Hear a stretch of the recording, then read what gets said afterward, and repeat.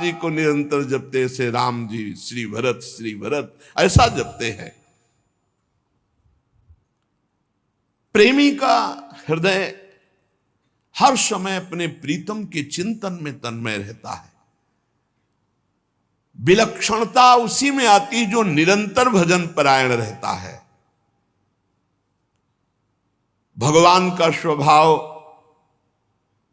भगवान की महिमा, भगवान का प्रभाव उस भक्त के हृदय में उतरने लगता है जो निरंतर भगवत चिंतन परायण रहता है। यहां सावधानी रखनी है। भजन परायण होने पर भी हमारे अंदर चाह नहीं पैदा हो रही तो कोई न कोई हम में त्रुटि हो रही है। जिसको अपने साध्य का पता है, मेरा साध्य क्या है श्यामा श्याम, तो फिर राजी कैसे हो रहे हो और से? जब तुम्हारा साध्य श्यामा श्याम है तो तुम राजी कैसे हो रहे हो और बात से, धन से, संपत्ति से, प्रणाम से, नमस्कार से? जब तुम जानते हो ये मिथ्या है, तुम्हारा साध्य परमात्मा है, तो तुम परमात्मा के सिवा अन्य किसी से कैसे राजी हो गए?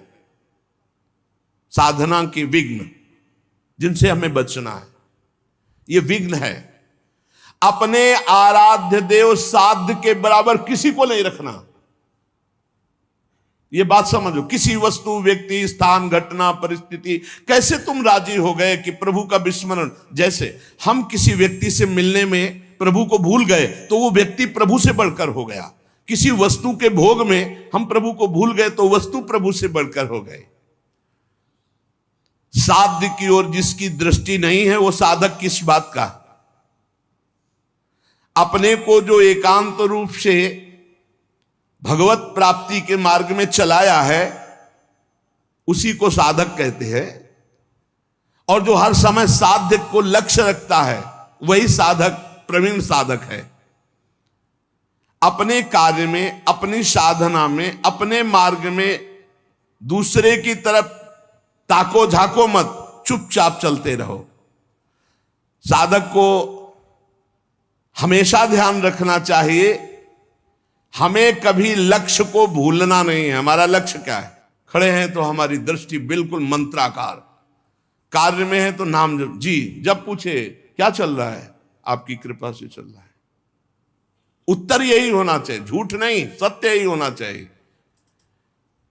लक्ष्य को भूल गए जिस मिनट, जिस सेकंड, उससे बड़ी हानि क्या है? तुम साधक क्या हो? हानि हरिवंश के नाम अंतर परे, का हनुमंत विपति प्रभु सोई, जब तो सुमिरन भजन न होई।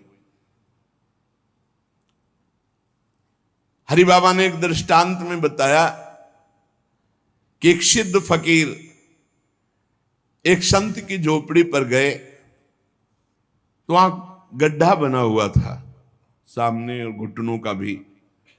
उनका शिष्य और संत जन थे तो उनका ये क्या है? बोले हमारे गुरुजी यहां दंडवत करते हैं। कहा ऐसे चिकने चट्टान में भी गड्ढा बन गया, इतनी दंडवतें करते हैं? बहुत गदगद कंठ हुए और कहा बहुत दिव्य संत हैं जो इतनी दंडवतें रोज प्रभु को करते हैं। तो आकाशवाणी हुई कि इनकी दंडवतों से मैं खुशी नहीं हूं। तो सिद्ध फकीर जो थे, संत, वो रोने लगे। इतने में वो महात्मा आ गए। अरे देखा कि संत तो प्रणाम किया, उनका दंडवती करना स्वभाव था, प्रणाम किया। वो रो रहे थे, उनकी तरफ बड़ी दुखद दृष्टि से देख रहे थे।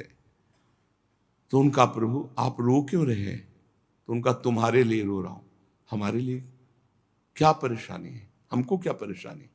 बोले आप इतनी मेहनत करते हैं, इतनी दंडवत करते हैं और आकाशवाणी हुई है कि प्रभु आपकी दंडवतों से, नमन से खुश नहीं है।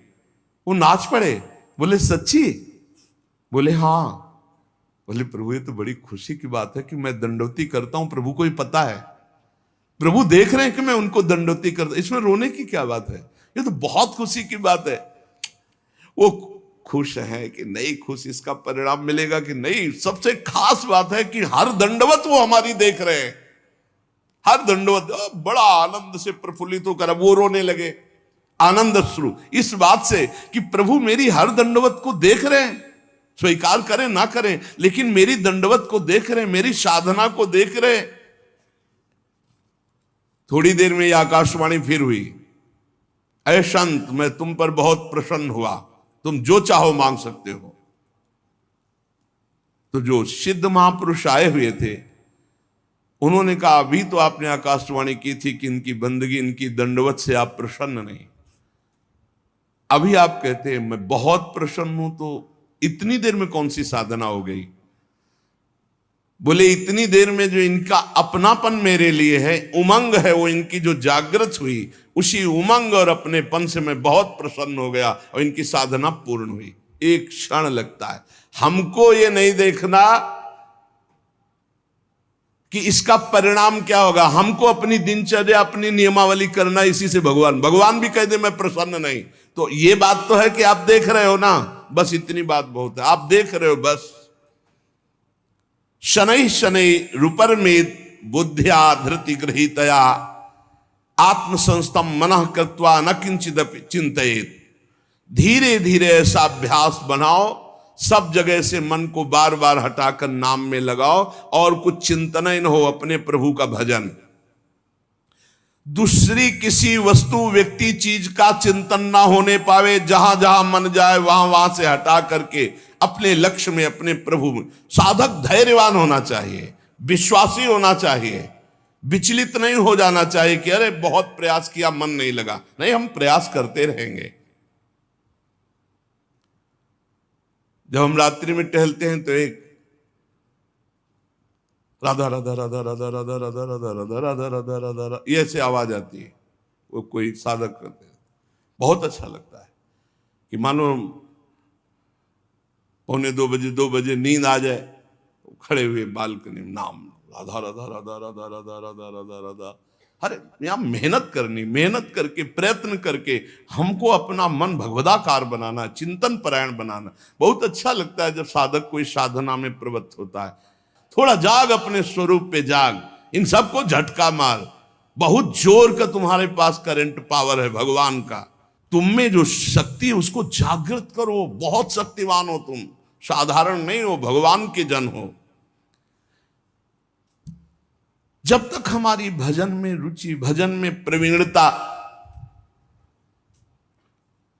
हम भगवान को अपना जीवन दे दें, ये जीवन केवल भगवान की प्राप्ति के लिए है, तो भगवान हमको वैसे संग करवा देंगे, वैसे ही भजन मिला।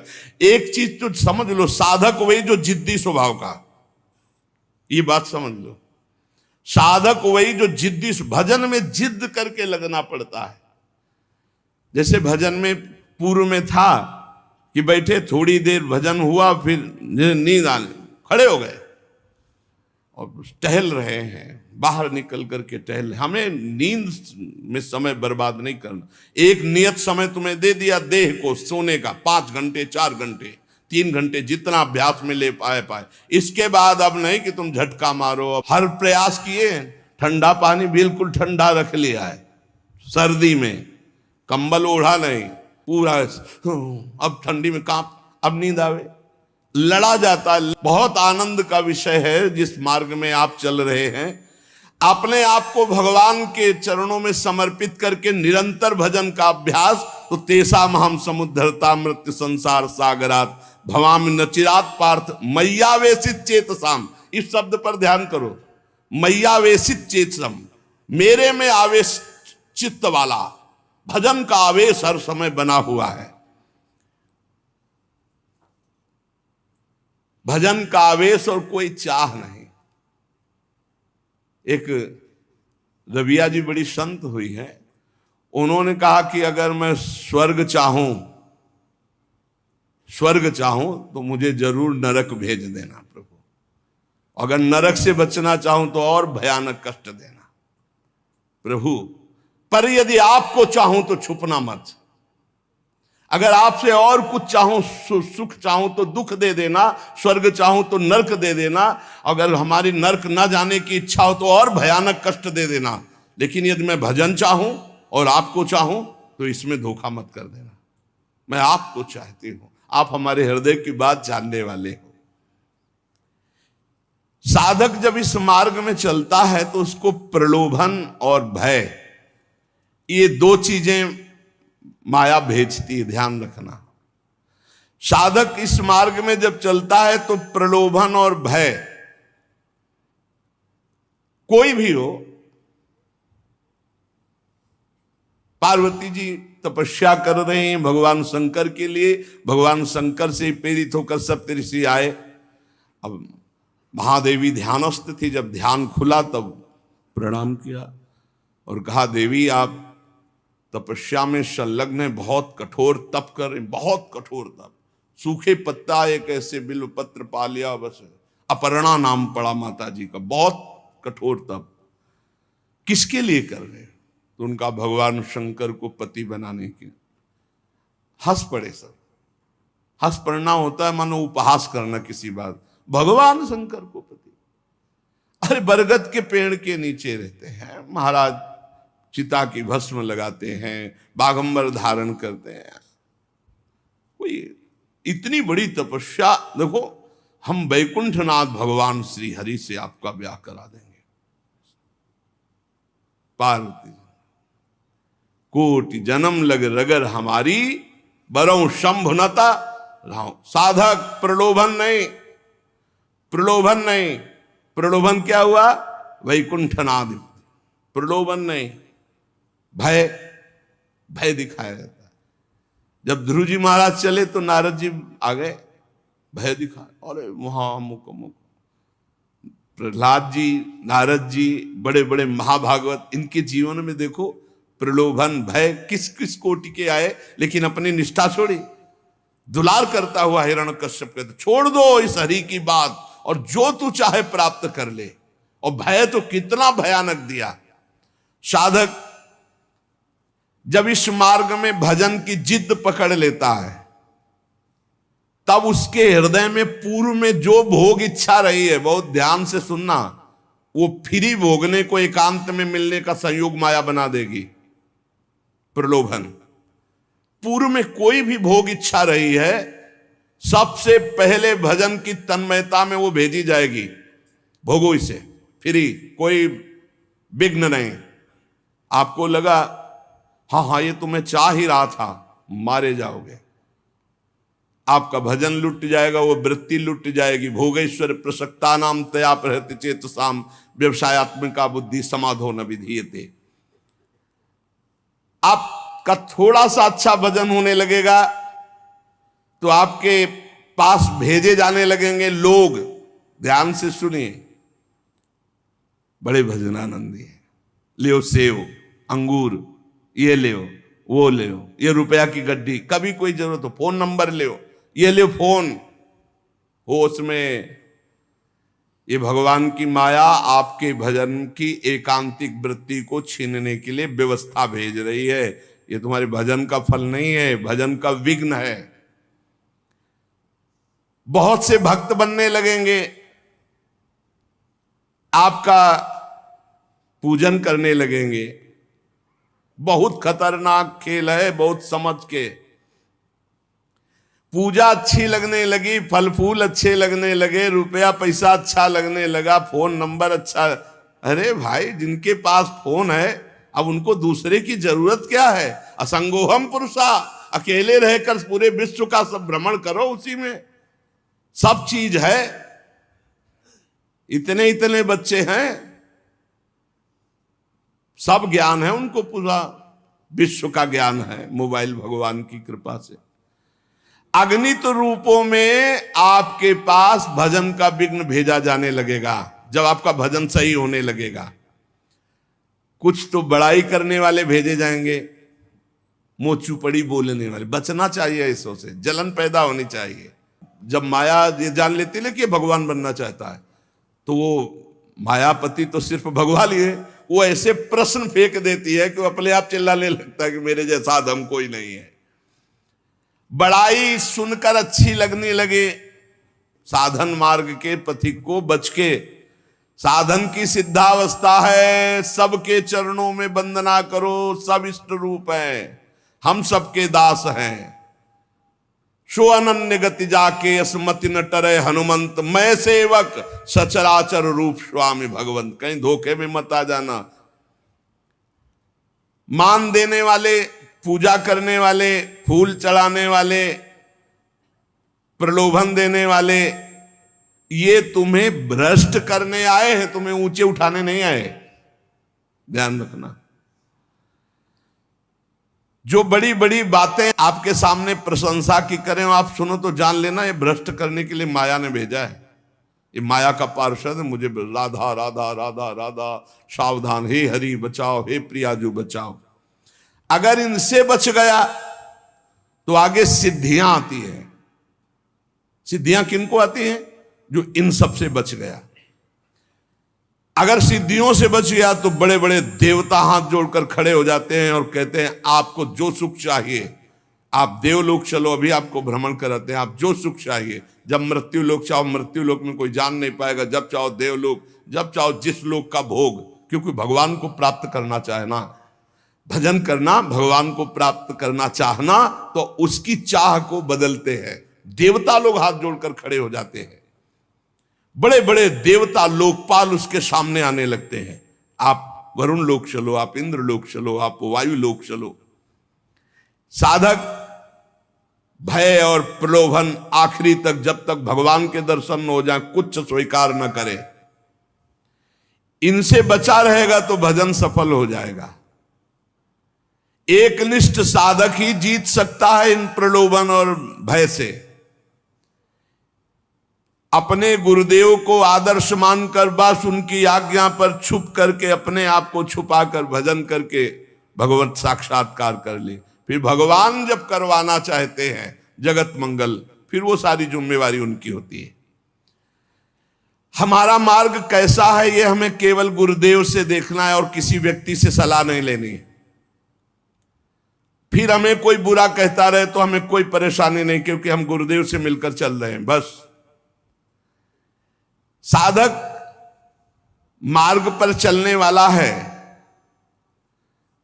अभी सिद्ध तो हुआ नहीं, इसलिए उसे कभी भूलकर कोई दूसरा भरोसा नहीं कर लेना है।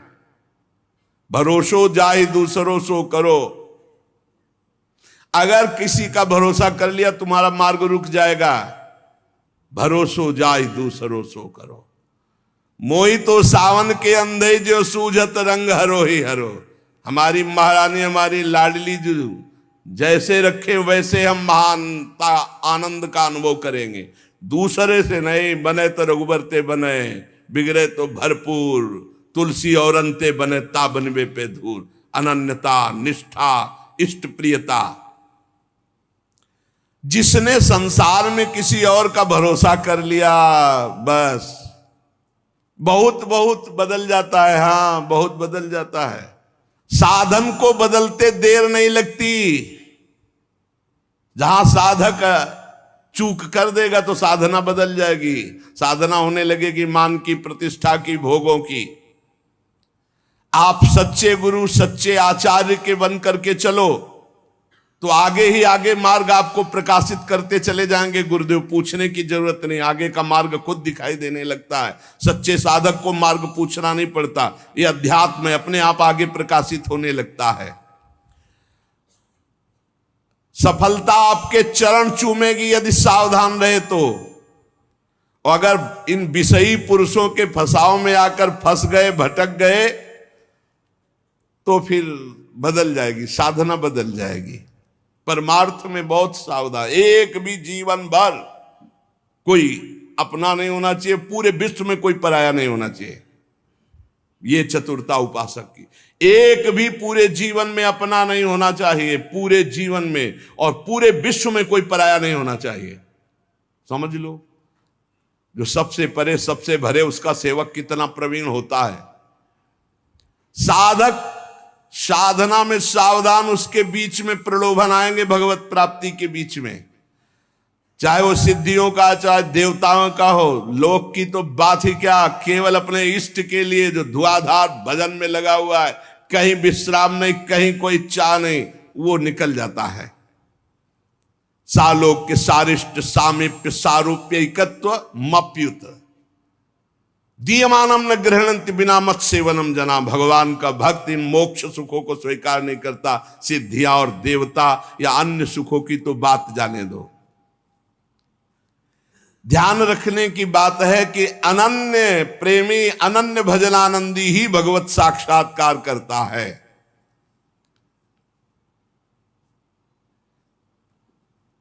जब भजन सही होने लगता है तो फिर इसके बाद एक नशा चढ़ता है, तो उपदेश देने का मन शुरू हो जाता है। बहुत उत्तम महापुरुष है भाई जी महाराज। साधक को बचाने के लिए एक छोटी छोटी सी बात को उपदेश लोगों को दे करके अपने को श्रेष्ठ समझ करके वो भजन से उतरने लगता है। जीवन आपको याद होगा पीछे सुमति जब नरकों के चरित्र का जो उसमें सुमति जी का इसी में परमार्थ बिगड़ गया था। थोड़ी भी बात अभी जीवन में अध्यात्म की आई नहीं, उपदेश शुरू कर दिया तो भ्रष्ट हो जाओगे, नष्ट हो जाओगे। एक संत गए थे श्री सीताराम ओंकारनाथ जी महाराज जी के पास, तो देखा और कहा कि क्या करते हो? तो उन्होंने कहा कि उपदेश का प्रवचन। तो उन्होंने कहा था वैसे है मंगलमय कार्य, लेकिन भ्रष्ट होने में देर नहीं लगेगी। ये सिद्ध पुरुषों का जो भगवत प्राप्त महापुरुष है उनको अन्य साधक इस चक्कर में न फंसे। भगवान अगर इतनी सामर्थ्य दिए तो बात अलग। भगवान की चर्चा करना बहुत अच्छा है, भाई जी महाराज कह रहे सुनना अच्छा है, लेकिन इसके बाद का जो परिणाम है प्रणाम नमस्कार वाह वाह यश कीर्ति, वो तुम्हें भ्रष्ट कर देगी यदि भगवत प्राप्ति नहीं हुई है। बहुत बुराइयों को अवकाश मिल जाता है प्रवचन करने वाले पर आक्रमण करने का। अच्छे से फुर्सत में हमारी बात चिंतन करना, एकांत में। भाई जी कह रहे वास्तविक लाभ से वंचित हो जाओगे यदि भगवत प्राप्ति नहीं हुआ, प्रवचन शुरू कर दिया तो। जब तक जीवन में सत्य उतर न जाए तब तक प्रवचन न करे। इसलिए प्राचीन काल की गुरु परंपरा थी कि गुरु उपदेश करते थे और गुरु लायक देखकर उपदेश करते थे। उसे साधन बता दिया, पूरा जीवन साधन में लगा, सिद्ध हो गया, अब वो उपदेश करे। ऐसा नहीं कि यहां प्रवचन सीख कर प्रवचन किए जाए। जो केवल प्रवचन तो कुछ नहीं रह जाता, रुपया पैसा मान प्रतिष्ठा ये सब, भगवत मार्ग का कुछ नहीं रह जाता पक्का। गुरु कृपा पात्र जो केवल कथयंति च माम नित्यम तुष्यंति च रमंति च, ये अलग मार्ग है। पहले भरपेट खूब खा ले, अर्थात भगवदानंद की अनुभूति कर ले, तब प्रवचन करे, नहीं कोई सफलता हाथ नहीं लगेगी। साधक को इस प्रवचन रूपी व्यापार से बचना चाहिए। हम पहले खूब अच्छे से काम क्रोध लोभ मोह मद पर विजय प्राप्त करके भगवदानंद में डूब जाएं, वो आगे की बात भगवान क्या करवाएंगे। पहले हम में आचरण उतार ले। एक बार द्रोणाचार्य जी ने शब से कहा कि एक बात सीख लो, कोई मारे भी तो गुस्सा नहीं करना है।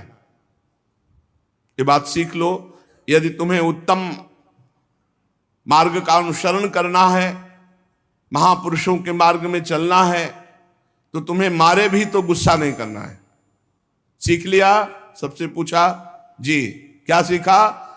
हमें कोई मारे भी तो गुस्सा नहीं करना है। युधिष्ठिर जी से खड़े हो, क्या सीखा? बोले नहीं सीख पाया। सबने एक स्वर में सुना दिया, तुम क्यों नहीं सुना दिए? बोले नहीं सीख पाया गुरुदेव। दूसरे दिन खड़े हो, सीखा? क्या हम बोले थे? बोले नहीं सीख पाया गुरुदेव। 7 दिन तक पूछा, बोले डंडा लाओ, और 5-7 बेत मारे। बोले सीखा? बोले हाँ गुरुदेव सीख गया। क्या? कि कोई मारे भी तो गुस्सा नहीं करना चाहिए। बोले क्यों? अब क्यों? बोले आपने मारा ना और मुझे गुस्सा नहीं आया ना, तो अब सीख गया। हम केवल वाणी से थोड़ी बोलते कि मारे कोई गुस्सा। आपने मारा ना, अभी तक मारन लगी नहीं थी, आपने मारा और मुझे गुस्सा नहीं आया, अब मैं सीख गया कि कोई मारे भी तो गुस्सा नहीं हो। अर्थात जो उपदेश है वो पहले आचरण में आना चाहिए, वो हमारी परिपक्वता होनी चाहिए। धर्मराज युधिष्ठिर कभी मिथ्या नहीं बोलते। आपने सिखाया कोई मारे गुस्सा नहीं आना, तो अब पहले हमारे मार लगे हो, मुझे गुस्सा ना आवे तब मैं बोलूंगा। कोई मारे फिर भी गुस्सा नहीं आना चाहिए। तो हर रोज हम बड़ी महिमा की बात कह रहे हैं, वही सत्संग सुनाते हैं घुमा के, चाहे शब्दों का अंतर हो, सत्संग वही होता है। क्योंकि नई बात आएगी कहां से? शास्त्रों में जो है वही तो सुनाएंगे, परमार्थ की बातें घुमा फिरा कर हजार हजार बार वही हम कहते हैं। कहने का तरीका भले अलग हो, लेकिन हजार हजार बार वही बात हम कहते हैं। आपने स्वीकार किया जगत मिथ्या है, भगवान सत्य है? स्वीकार किया आज तक? नहीं। स्वीकार किया सब में भगवान ही भगवान है? नहीं। स्वीकार किया कि एक मिनट भी भजन से बिलग नहीं होना? नहीं। और यही बातें तो घुमा घुमा के कही जाती है। तो क्या केवल सुन रहे हो, उसे गुण नहीं रहे, उसे जीवन में उतार नहीं रहे?